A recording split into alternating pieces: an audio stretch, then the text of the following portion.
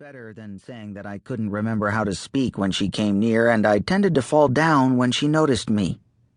I'd planned to ask her out recently.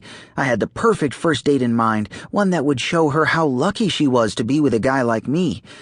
The school dance. But I didn't actually ask her. Thought about it, sure. Planned to do it, absolutely. Came right out and asked? Not a chance.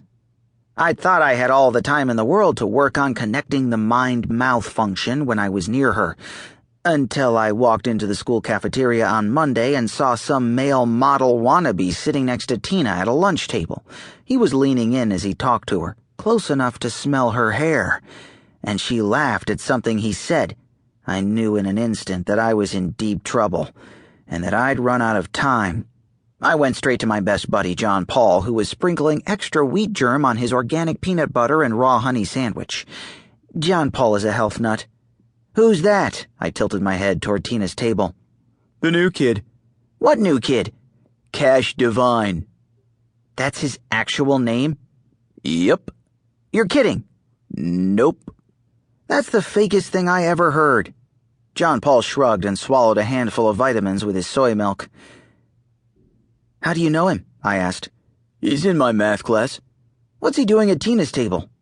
"She was assigned to show him around school. Help get him familiar with everything." "Since when did a welcome guide become standard operating procedure around here?" "I don't know. Are those organic grapes in your lunch? And if they are, can I have them? I haven't been getting enough fiber lately, and the skins would really help me out." "Yeah." I shoved what I knew to be run-of-the-mill produce reeking of pesticides toward him as fast as I could, trying to avoid a conversation about what happens to John Paul's digestive tract when he's fiber-deprived. Been there, done that. Have the horrible mental images.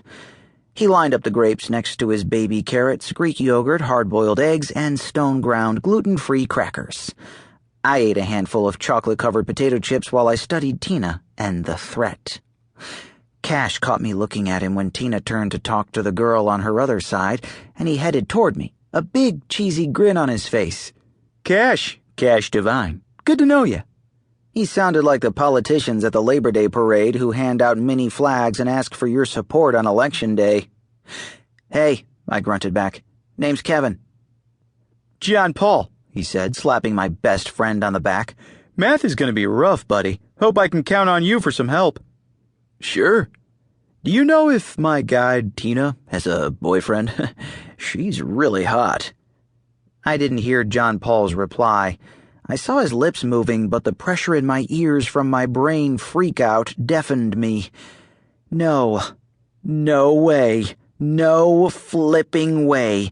That plastic-looking, fake-named, phony-friendly doofus wasn't going to waltz into my school and take my girlfriend away from me, especially when I hadn't had the chance to make her my girlfriend yet. I had to get away from Cash before I did something embarrassing like slug him or watch my head explode all over John Paul's Surgeon General-approved lunch. I mumbled some excuse about getting a homework assignment and bailed. I saw my friends Katie and Connie and made a beeline for their table. Okay, I'm stretching things a bit, calling them friends. I think Connie likes me just fine, but I'm not sure she trusts me. I am positive Katie neither likes nor trusts me. We have a history. It's a long story, and I look bad at the end, but that didn't stop me. "Hey, mind if I sit with you two?" I said with what I was sure was the furthest thing from the phony smile Cash had given me. I'd practiced in the mirror.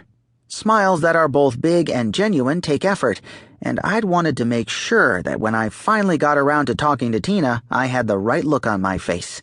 Friendly but not frantic, confident but not smug. It takes work to hit that perfect balance. "Sure." Connie moved her books so I could sit across from them. Katie said nothing, but at least she didn't dump her enchilada on my lap. I took that as progress. "I need a woman's point of view," I told them. Connie blushed. Katie glared at me. "Have you met the new guy?" I rolled my eyes in Cash's direction. Connie blushed deeper and Katie nodded. "What do you think of him, guy-wise? I mean, is he the kind of guy who rocks your world?" "Why?" Katie asked, suspicion oozing from every pore of her body. "I'm interested in